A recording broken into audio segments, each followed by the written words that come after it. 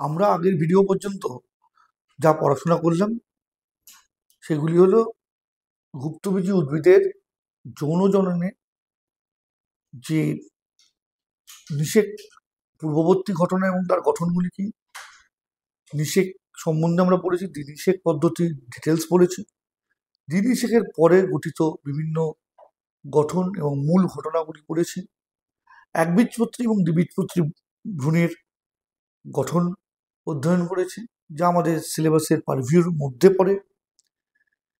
এরপরে কিছু special topic আমরা পড়বো যেগুলো সিলেবাসের অন্তর্গত। প্রথম যেটি পড়বো সেটি হলো বীজ উৎপাদন, ফর্মেশন অফ সিড। আমরা আগেই পড়েছি গুপ্তবীজীতে বীজ হলো যৌন জননের ফলে উৎপন্ন একটি অন্যতম প্রধান উপাদান। গুপ্তবীজী উদ্ভিদের যৌন জনন হচ্ছে তার মূল কারণটাই হচ্ছে বীজ উৎপাদন, কারণ বীজের মধ্যেই ভ্রূণ থাকে। নিষিক্ত ডিম্বাণুকে আমরা নিষিক্ত ডিম্বক হচ্ছে বীজ এবং নিষিক্ত ডিম্বাণু ভ্রূণে পরিণত হয়। এটিকে আমরা একটু কারেকশন করে নেব। নিষিক্ত ডিম্বাণুকে আমরা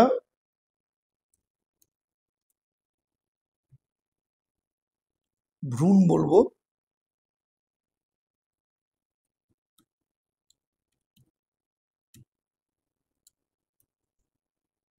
এবং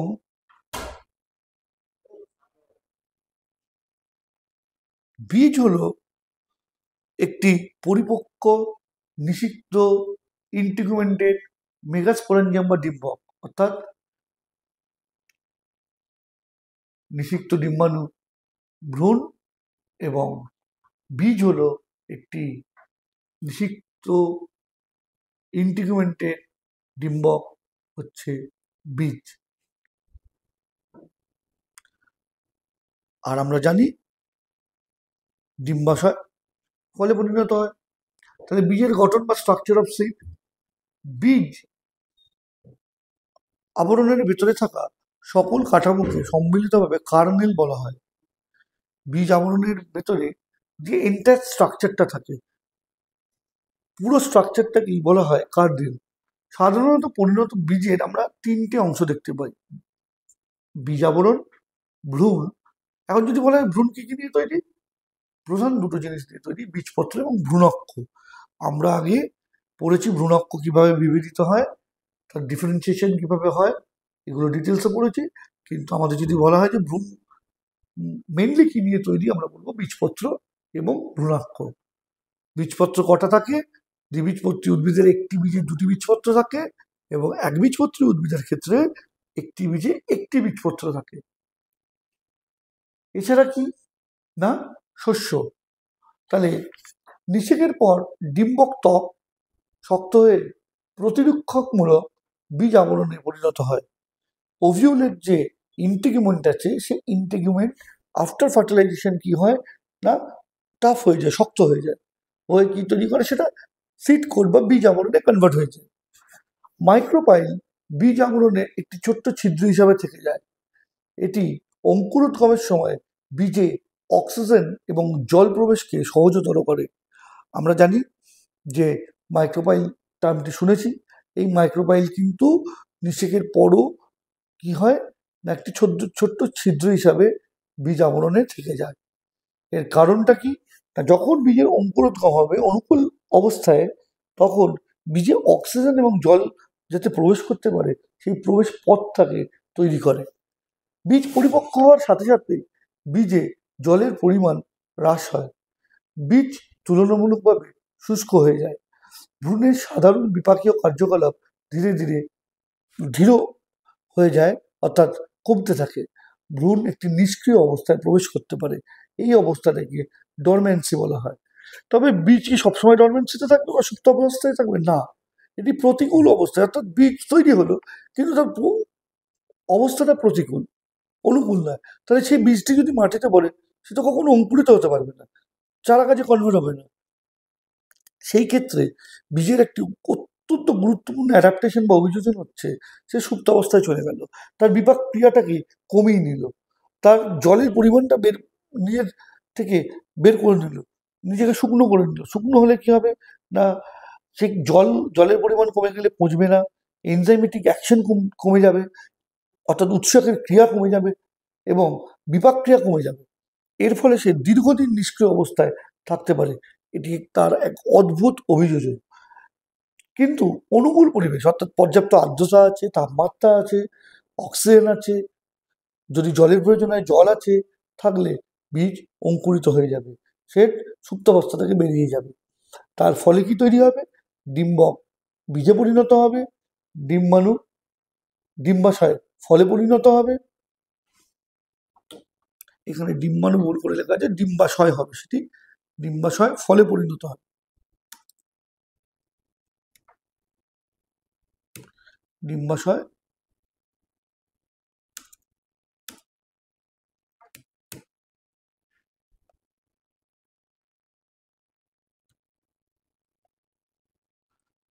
ডিম্বাশয় ফলে রূপান্তরিত হয়। এখন আমরা শস্য সম্বন্ধে আগেই পড়েছি, এটিকে একটি পুষ্টিকর কলা টিস্যু, যেটি বীজে উপস্থিত থাকতে পারে, নাও থাকতে পারে। এখন বীজে যদি শস্য উপস্থিত না থাকে, আমরা বলছি বীজ শস্য একটি পুষ্টিকর কলা, সেক্ষেত্রে কি ঘটবে, তাহলে বর্ধিষ্ণু ভ্রূণ পুষ্টি পাবে কোথা থেকে, তার যে খাদ্য কোথায় সঞ্চিত থাকবে, সেই ক্ষেত্রে বীজপত্রে খাদ্য সঞ্চিত থাকবে। তাহলে আমরা দেখি যে বীজের এন্ডোস্পার্মের উপস্থিতি বা অনুপস্থিতির উপর ভিত্তি করে গুপ্তবীজের বীজকে দুভাগে ভাগ করা যায়। অসস্যল বীজ অর্থাৎ এক্স অ্যালবুমিনাস সিড, ইএক্স কথাটি আমরা যেখানেই পাবো যাবো সামথিং লেস, এখানে অ্যালবুমিনাস কথাটির অর্থ হচ্ছে শস্য। এই ধরনের বীজের পরিপক্কতার সময় শস্য থাকে না, তাই এই ধরনের বীজকে নন এন্ডোস্পার্মিক বা এক্স অ্যালবুমিনাস বীজ বলা হয়। এখন প্রশ্ন হচ্ছে, এখানে একটা টার্ম লেখা আছে পরিপক্কতার সময়, অর্থাৎ বীজ পরিণত হয়ে গেলে কিন্তু তার মধ্যে শস্য থাকে না। এর অর্থ কি না, পরিণত হওয়ার আগে পর্যন্ত নিশ্চয়ই শস্য ছিল। তাহলে যদি পরিণত হওয়ার আগে পর্যন্ত শস্য থাকে, তাহলে শস্যটা কি হলো, এই যে বর্ধিষ্ণু ভ্রূণ সে শস্যটাকে ভক্ষণ করেছে, সেখান থেকে পুষ্টি নিয়েছে, যার ফলে কি হয়েছে, পরবর্তীকালে সেখানে আর শস্য দেখা যায়নি। আর যদি পুরোপুরি ওই শস্যকে সে ভক্ষণ না করে থাকতে পারে, শস্য থেকে এই শোষিত খাদ্য উপাদান বীজপত্রে সঞ্চিত হয়ে যায় এবং তার ফলে আমরা বীজপত্র আমরা শস্যকে আর দেখতে পাই না। ক্যাপসুলা বেশিরভাগ দ্বিবীজপত্রী উদ্ভিদ, ছোলা, মটর, শিম, চীনাবাদাম, এইগুলিতে আমরা অশস্যল বীজ দেখতে পাই, কিন্তু ক্যাস্টারে আমরা শস্যল বীজ দেখতে পাই। শস্যল বা এন্ডোস্পার্মিক বা অ্যালবুমিনাস সিড কি, এই বীজগুলোতে শস্য সবসময় থেকে যায়, ভ্রূণ বিকাশ শেষ সময় সম্পূর্ণরূপে ব্যবহৃত হয় না। এই ধরনের বীজে খাদ্য সর্বদা শস্যেই সংরক্ষিত থাকে। বেশিরভাগ একবীজপত্রী উদ্ভিদের বীজ, যেমন গম, চাল, নারকেল, বার্লি, ভুট্টা ইত্যাদিতে দেখতে পাওয়া যায়। কিন্তু অর্কিডের বীজ নন এন্ডোস্পার্মিক, অর্কিডে আমরা অর্কিডের বীজ কিন্তু অশস্যল। তাহলে শস্যের ভিত্তিতে আমরা বীজকে দুভাগে ভাগ করেছি, একটি শস্যল বীজ আর একটি অশস্যল বীজ। এই যে বীজের যত চিত্র দেওয়া আছে, সেই চিত্রগুলো এখানে আমরা স্লাইডগুলোতে যে ছবিগুলো পড়েছি, সেই প্রত্যেকটা ছবি ভালো করে দেখতে হবে। এমসিকিউতে কিন্তু এই যে আমরা বিভিন্ন রকম পয়েন্টিং করেছি, পয়েন্টিং গুলোকে তুলে দিয়ে এবিসিডি করে দিতে পারে, দিয়ে বলতে পারে আইডেন্টিফাইড এবিসিডি, অথবা কখনো কখনো একটা পার্টিকুলার কোনো পয়েন্টকে, ধরা যাক র্যাডিক্যাল, ওইটাকে এক্স করে দিল, করে দিয়ে বললো এই এক্স এর কাজ কি।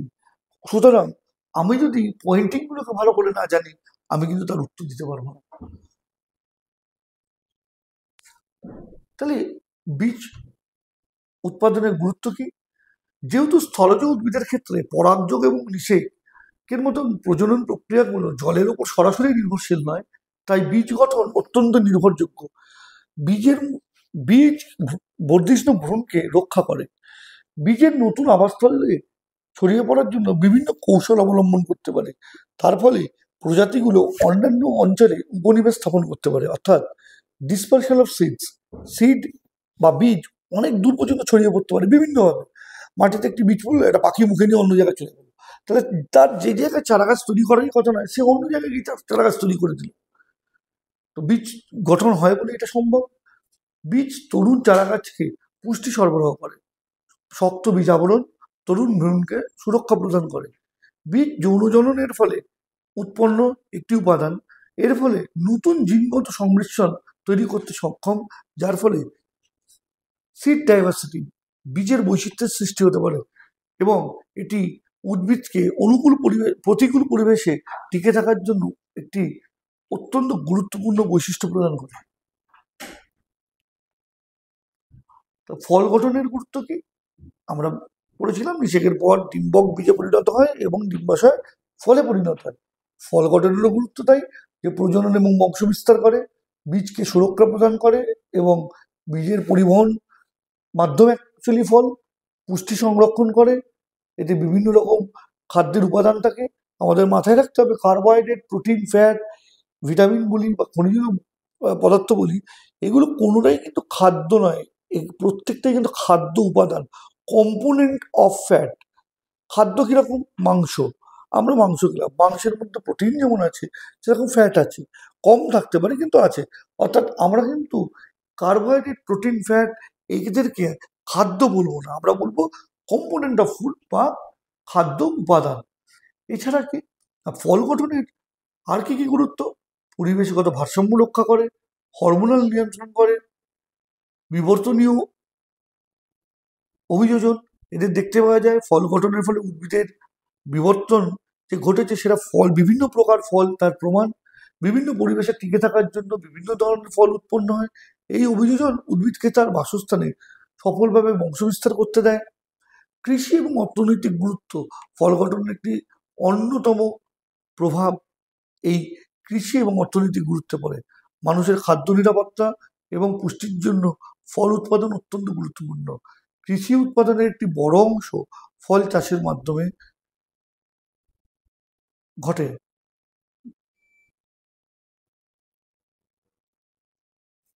এরপরে আমরা কিছু টার্ম পড়ব এবং সেটি কি বোঝবার চেষ্টা করব। অ্যাপোমিক্সিস, এই টার্মটি আমাদের সিলেবাসে আছে। অ্যাপোমিক্সিস কি? অ্যাপোমিক্সিস এক প্রকার অযৌন জন্ম। কিন্তু এখানে গল্পটা এই যে এই অযৌন জন্মে গ্যামেট তৈরি হয়, কিন্তু গ্যামেটের ফিউশন হয় না। যদি গ্যামেটের ফিউশন হতো আমরা যৌন জনন বলতাম, কিন্তু গ্যামেট তৈরি হচ্ছে কিন্তু গ্যামেটিক ফিউশন হচ্ছে না, এই জন্য একে আমরা বলছি অযৌন জনন। অ্যাপোমিক্সিস এমন একটি অযৌন জনন যেটি যৌন জননকে মিমিক করে, অর্থাৎ অনুকরণ করে, প্রায় যৌন জননের মতন দেখতে। এই গুরুত্ব কি? বিভিন্ন পলিপ্লয়েড জাতীয় উদ্ভিদ তৈরি করতে একে আমরা ব্যবহার করি। ভুট্টা, গম, পার্ল, বাজরার ক্ষেত্রে আমরা এই অ্যাপোমিক্সিস পদ্ধতি ব্যবহার করে থাকি, কারণ এইগুলোতে আমরা পলিপ্লয়েড তৈরি করতে পারি। এরপর পার্থেনোজেনেসিস, অনেক রকমের পার্থেনোজেনেসিস হয়। আমাদের সিলেবাসের পারভিউর মধ্যে আমরা নর্মালি একটা জেনারেলাইজ ডেফিনেশন বলছি।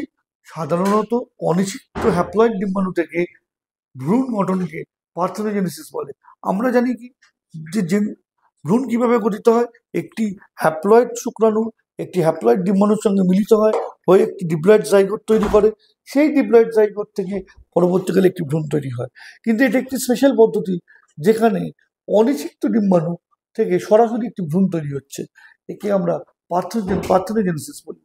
এই প্রক্রিয়ায় স্ত্রী গ্যামেটোফাইটের হ্যাপ্লয়েড ডিম্বাণু কোষ নিষিক্তকরণ ছাড়াই একটি হ্যাপ্লয়েড ভ্রূণ তৈরি করে। এছাড়াও অনেক রকম পার্থেনোজেনেসিস হয়, ডিপ্লয়েড পার্থেনোজেনেসিস হয় অনেক রকম, সেগুলি আমাদের পারভিউর বাইরে। উদ্ভিদের ক্ষেত্রে আমরা পার্থেনোজেনেসিস কোথায় দেখতে পাই? কিছু ঘাস জাতীয় উদ্ভিদে পার্থেনোজেনেসিস দেখা যায়। প্রাণীদের মধ্যেও পার্থেনোজেনেসিস দেখা যায়, যেমন বোলতা, পুরুষ পুরুষ বোলতা, ড্রোন বা পুরুষ মৌমাছি, এরা সরাসরি অনিষিক্ত ডিম্বাণু থেকে উৎপন্ন হয়।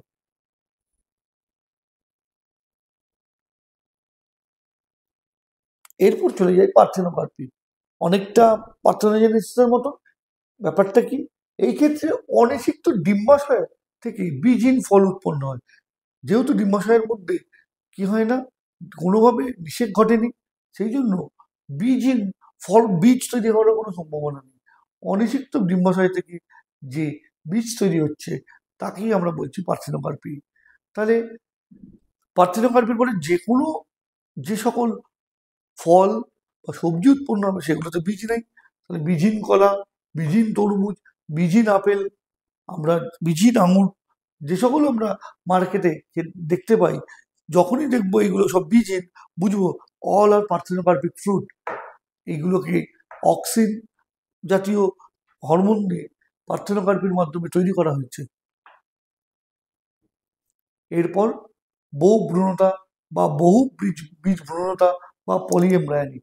আমরা লেবুতে, এই পাতিলেবুর এই স্ট্রাকচারই দেখতে পাচ্ছি, এই যে এক একটা দাগ দিয়ে চেম্বার দেখছি, এগুলো এক একটা লকিউলস। এর মধ্যে দেখুন অনেকগুলো বীজ পরপর পরপর কেন্দ্রে সজ্জিত হয়ে আছে। যখন একটি বীজের মধ্যে অনেকগুলি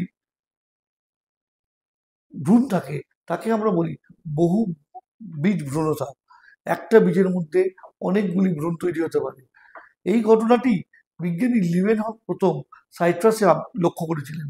বহু বীজ ভ্রূণতা সাধারণত ব্যক্তবীজিতে দেখতে পাওয়া যায়, তবে গুপ্তবীজের মধ্যে কমলা লেবু, তামাক, আম ইত্যাদিতে আমরা বহু বীজ ভ্রূণতা দেখতে পাই। এই প্রসঙ্গে একটি টার্ম বিভিন্ন পরীক্ষায় আসে বলে আমরা স্মরণ করিনি, অ্যাডভেন্টেটিভ বা অ্যাডভেন্টিভ এমব্রায়োনি। এই টার্মটি বহু ভ্রূণতার একটি উদাহরণ। এই ক্ষেত্রে কি হয়, এই ক্ষেত্রে নিউসেলাস বা ত্বক থেকে, ডিম্বক ত্বক থেকে অতিরিক্ত সংখ্যক ভ্রূণ তৈরি হয়। তাহলে সোর্স অফ ভ্রূণ কি, এখানে নিউসেলাস বা ইন্টিগুমেন। এই ধরনের বহু বহু ভ্রূণতাকে আমরা অ্যাডভেন্টিভ এমব্রায়োনি বলি। লেবু, ফণিমনুষা, আম ইত্যাদিতে এই অ্যাডভেন্টিভ এমব্রায়োনি দেখতে পাওয়া যায়। এরপর আমরা দুটো টার্ম পড়বো। অ্যাপোস্পোরি। অ্যাপোস্পোরি কি, মিওসিস ছাড়াই স্পোরোফাইট থেকে সরাসরি গ্যামেটোফাইট তৈরি হওয়াকে আমরা অ্যাপোস্পোরি বলি। তাহলে স্পোরোফাইটটি যদি ডিপ্লয়েড হয়, তো এক্ষেত্রে গ্যামেটোফাইটটিও ডিপ্লয়েড হবে, কারণ মিওসিস ঘটছে না। এটি বিজ্ঞানী রোজেনবার্গ হাইরাসিয়াম উদ্ভিদে প্রথম দেখেছিলেন। এটি কোথায় ঘটে, আমরা খুব প্রায়শই আমরা ফিউনেরিয়া এবং অ্যান্থোসারাস মোসে অ্যাপোস্পোরি দেখতে পাই। ঠিক এর বিপরীত অ্যাপোগ্যামি। এই প্রক্রিয়ায় ডিম্বাণু কোষ ব্যতীত স্ত্রী গ্যামেটোফাইট কোনোরকম হ্যাপ্লয়েড কোষ নিষেক ছাড়া একটি হ্যাপ্লয়েড ভ্রূণ গঠন করে থাকে। অর্থাৎ নিষেক ছাড়া গ্যামেটোফাইট থেকে সরাসরি স্পোরোফাইট উৎপাদনকে আমরা অ্যাপোগ্যামি বলি। নিষেক ছাড়া গ্যামেটোফাইট থেকে সরাসরি স্পোরোফাইট উৎপাদনকে আমরা অ্যাপোগ্যামি বলি। তাহলে গ্যামেটোফাইট যদি নিজে হ্যাপ্লয়েড হয়, এই ক্ষেত্রে স্পোরোফাইটও হ্যাপ্লয়েড হবে, কারণ যেহেতু কোনো নিষেক ঘটেনি, তাই ডিপ্লয়েড স্টেট তৈরি হওয়ার কোনো জায়গা নেই। উদাহরণ হিসাবে টেরিস, ডায়াপটেরিস, এরা সব ফার্ম, অ্যালিয়াম, এতে আমরা অ্যাপোগ্যামি দেখতে পাই।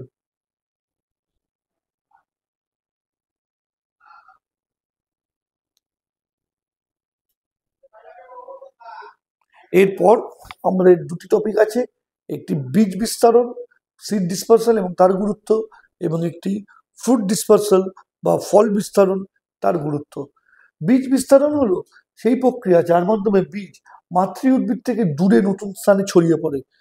এখন এই ছড়িয়ে পড়াটা অত্যন্ত গুরুত্বপূর্ণ, কারণ তাতে এই উদ্ভিদের প্রজাতিটি বিভিন্ন বিস্তার লাভ করে, তার অনেক জায়গা বেড়ে যায়। আমরা তার গুরুত্বটা পরে আসছি, কিন্তু আগে জানি যে বীজ বিস্তারণ কি কি ভাবে হতে পারে, তার প্রকারভেদ কি। বীজ বিস্তারণ বায়ুর মাধ্যমে হতে পারে, বায়ুর মাধ্যমে বীজ ছড়িয়ে পড়লো, একে আমরা অ্যানিমোকোরি বলি। ড্যান্ডেলিয়াম, তুলা, শিমুল ইত্যাদির ক্ষেত্রে দেখা যায়। বীজ জলের মাধ্যমে বিস্তৃত হতে পারে, যাকে আমরা হাইড্রোকোরি বলি। নারকেল, শাপলার মতো উদ্ভিদের ক্ষেত্রে দেখা যায়। বীজ কোনো প্রাণীর মাধ্যমে হতে পারে, যাকে আমরা জুকরি বলি। এই জুকরি দুভাবে হতে পারে, এপি জুকরি, প্রাণীর দেহে আটকে রইল, অথবা ইন্ডোজুকরি, তার পেটের ভেতরে রয়ে গেল। স্ববিস্তরণ বা অটোকরি, উদ্ভিদ নিজেই বীজ ছড়িয়ে দেয়। তেঁতুল দুধরাতে দেখা যায় কি হবে না, যদি বীজ ফল ফাটার ফলে ছিটকে চলে যায়, সেই ক্ষেত্রে আমরা সেই পদ্ধতিকে অটো করি বা স্ববিস্তারণ বলবো। এখন এই যে এতগুলো মাধ্যমে এত প্রকারের বীজের বিস্তারণ করে, তার প্রধান কারণ কি? প্রধান কারণ হচ্ছে প্রতিযোগিতা হ্রাস। মাতৃ উদ্ভিদের কাছ থেকে দূরে সরে গিয়ে বীজ একই প্রজাতির গাছের সাথে আলো, জল ও পুষ্টির জন্য প্রতিযোগিতা এড়াতে পারে। এতে চারা গাছের বেঁচে থাকার সম্ভাবনা বৃদ্ধি পায়। জিনগত বৈচিত্র্য বৃদ্ধি, বীজ বিস্তারণ দূরবর্তী উদ্ভিদের সঙ্গে জিনগত প্রভাব বেশ সহায়তা করে, অর্থাৎ জিন মাইগ্রেশন ঘটাতে পারে। এর ফলে কি হয় না, এই যে দুটো ভিন্ন পপুলেশন তৈরি হয়ে গেল, তার মধ্যে জেনেটিক ফ্লো বৃদ্ধি পেতে থাকে। এর ফলে জেনেটিক ডাইভার্সিটি বা জিনগত বৈচিত্র্য বাড়তে থাকে, প্রজাতির অভিযোজনগত ক্ষমতা বৃদ্ধি পায়। নতুন আবাসস্থল তখন বোঝা যাচ্ছে বীজ বিস্তারিত হলে ওই উদ্ভিদ নতুন আবাসস্থল পায়। এই প্রজাতির ভৌগোলিক বিস্তৃতির ক্ষেত্রে এটি অত্যন্ত গুরুত্বপূর্ণ, এবং এই বিস্তারণের ফলে ওই প্রজাতির স্থানীয় বিলুপ্তির ঝুঁকি অনেক কমে যায়। এরপর বাস্তুতন্ত্রের স্থিতিশীলতা, বীজ বিস্তারণের মাধ্যমে বাস্তুতন্ত্রে প্রাণী এবং উদ্ভিদের মধ্যে একটি পারস্পরিক নির্ভরশীলতা গড়ে ওঠে। এটি খাদ্য শৃঙ্খল ও পুষ্টিচক্রে গুরুত্বপূর্ণ ভূমিকা পালন করে। পরিবেশগত পুনরুদ্ধার, প্রাকৃতিক দুর্যোগ বা মানুষের কার্যকলাপে ক্ষতিগ্রস্ত এলাকায় বীজ বিস্তারণের মাধ্যমে আবার উদ্ভিদ সৃষ্টি করা যেতে পারে, যার ফলে সেই প্রজাতির পুনরুদ্ধার সম্ভবপর হয়। বিবর্তনীয় চাপ মোকাবেলা, জলবায়ুর পরিবর্তন এবং পরিবেশগত পরিবর্তন হামেশাই হতে থাকে। এই ক্ষেত্রে বীজ বিস্তারণের মাধ্যমে একটি উদ্ভিদ প্রজাতি দীর্ঘমেয়াদী সময় নিজেকে টিকিয়ে রাখতে সক্ষম হয়। কৃষি এবং বনায়নের প্রয়োগ, মানুষ বীজ বিস্তারণের নীতিকে কমার্শিয়ালি ব্যবহার করছে, যা কৃষি সম্প্রসারণ বা ফরেস্ট্রিতে কাজে লাগানো হচ্ছে, যার ফলে বহু রিক্ত স্থানে বনায়ন করতে পেরেছি। এটি আমাদের খাদ্য নিরাপত্তা এবং পরিবেশ সংরক্ষণে অত্যন্ত গুরুত্বপূর্ণ ভূমিকা পালন করছে। এরপর ফল বিস্তারণ। ফল বিস্তারণ হলো সেই প্রক্রিয়া যার মাধ্যমে পরিপক্ক ফল মাতৃ উদ্ভিদ দেহ থেকে দূরে বিভিন্ন মাধ্যমে পরিবাহিত হয়ে নতুন স্থানে পৌঁছায়। বোঝাই যাচ্ছে বীজ বিস্তারণের সঙ্গে এটি অত্যন্তভাবে ঘনিষ্ঠভাবে সম্পর্কিত। ফল বিস্তারণের বিভিন্ন তাৎপর্য বা গুরুত্ব রয়েছে। জিন প্রবাহকে নিশ্চিত করে, যেটি আমরা বীজ বিস্তারণের ক্ষেত্রে বললাম। আবাসস্থলের সম্প্রসারণ ঘটায়, বাস্তুতন্ত্রের সঙ্গে সংযোগ স্থাপন করে, প্রাণী উদ্ভিদের মধ্যে সহবিবর্তনে সাহায্য করে, পুষ্টিচক্রে অবদান রাখে, বন পুনরুদ্ধারে সাহায্য করে, কৃষি ব্যবস্থায় প্রভাব বিস্তার করে এবং জীববৈচিত্র্য সংরক্ষণে সাহায্য করে।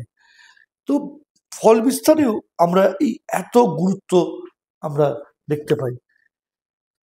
এই আমাদের সপুষ্পক উদ্ভিদের যৌনজনন এখানেই শেষ।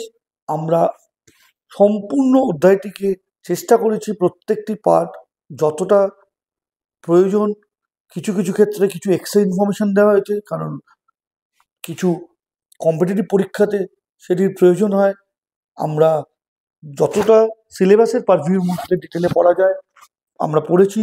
এরপরে আমরা একটি ভিডিও আপলোড করব, যেখানে এই অধ্যায় সংক্রান্ত বিভিন্ন প্রশ্নের ধরন, এমসিকিউ কিভাবে আমাদের থার্ড সেমিস্টারে আসতে পারে সেই সংক্রান্ত আমরা আলোচনা করব।